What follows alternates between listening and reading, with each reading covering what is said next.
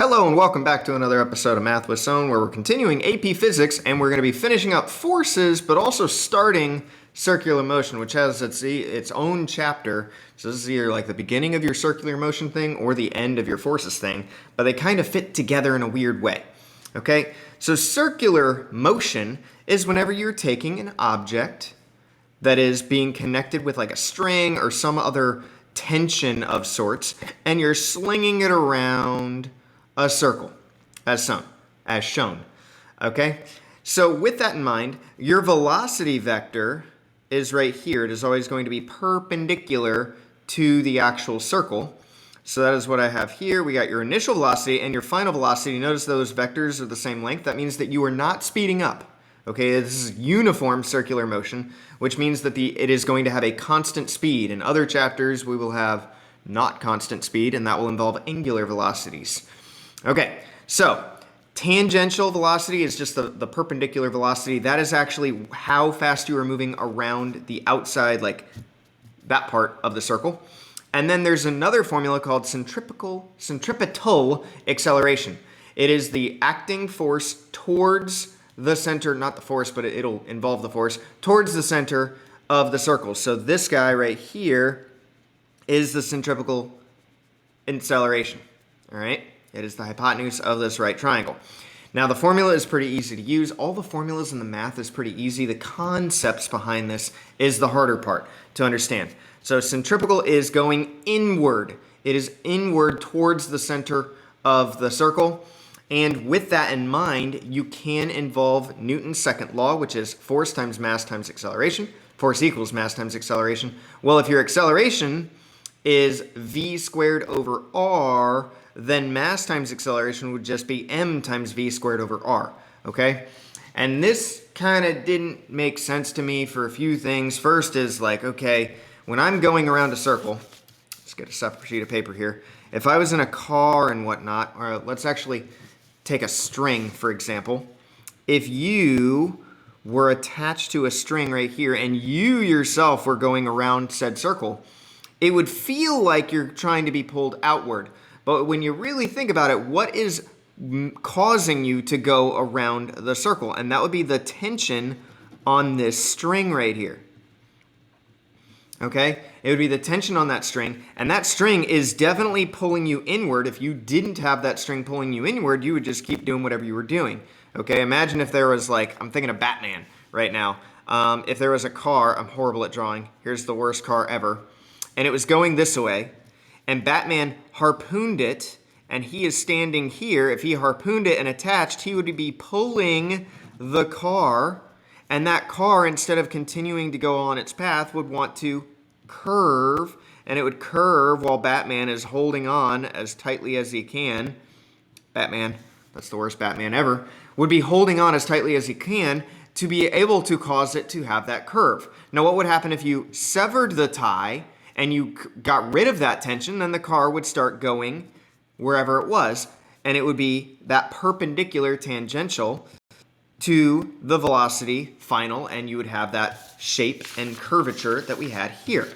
Okay? The other thing that made me confused is that it always feels like you had this centrifugal force, which is with the force that you're feeling going outward. It's the force you're feeling going outward, but really you're not feeling any force going outward. You're just feeling that perpetual, like you wanted to continue going this direction, but because you're forced to curve, it feels like you're going outward, but you're really not. You're just constantly changing that perpendicular tangential, and it feels like it's outward because you're curving so quickly, but it's really not.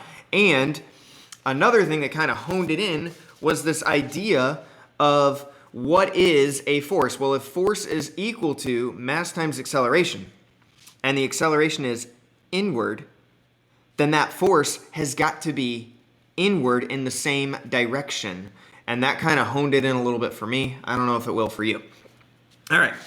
The next question is, does a centripetal force cause an undergoing object to have any speeding up in the circular motion? The answer is no. Okay, in order for the object to change its speed, there must be an acceleration acting in the same direction as the velocity. So this velocity is going outward, the acceleration is going inward, therefore they are not going in the same direction. Therefore, this object will not speed up because the acceleration and the velocity are not going in the same direction. They will not speed up. They will not speed up. Okay, so because there is no change in speed, that means that the acceleration is causing something to occur, and that is causing it to change direction.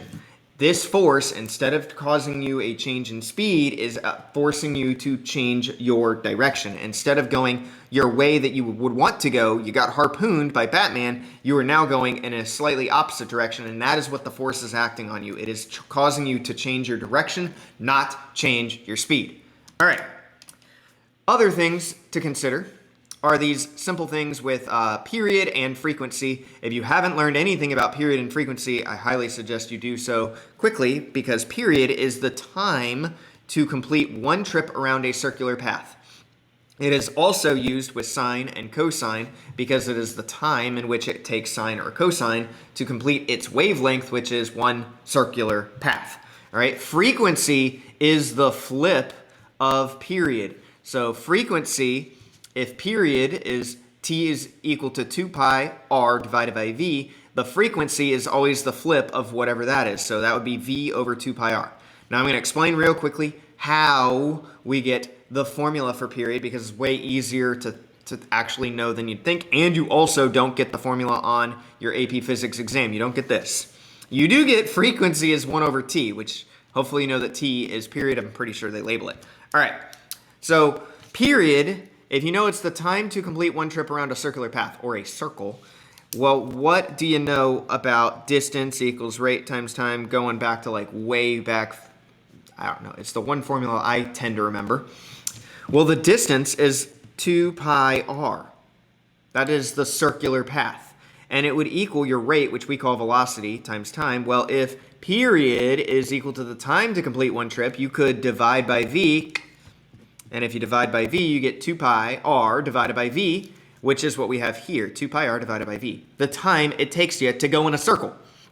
All right? And the frequency is the cycles per second. Okay, so if you know that the frequency is the cycles per second, you could, remember frequency is the flip of period, but you can also think of how many times how many trips around the circle can it do in 1 second? So if an object were to take 3 trips around a circle in 1 second, they would be going around a circle, around a circle, around a circle 3 times over the course of 1 second. That means the period would be 1/3 of a second, and its frequency would be frequency would be in terms of hertz, and it would be able to do 3 trips in 1 second, and it would have that in terms of hertz. I'm rambling now. I don't want to get too far into it because the math overall isn't that bad, which is going to be in the next video when we do the examples for this. This is just the intro, and then we're going to be doing the examples of calculating frequency and period and the centripetal acceleration in the next one. Until then, I will see y'all later. Bye, folks.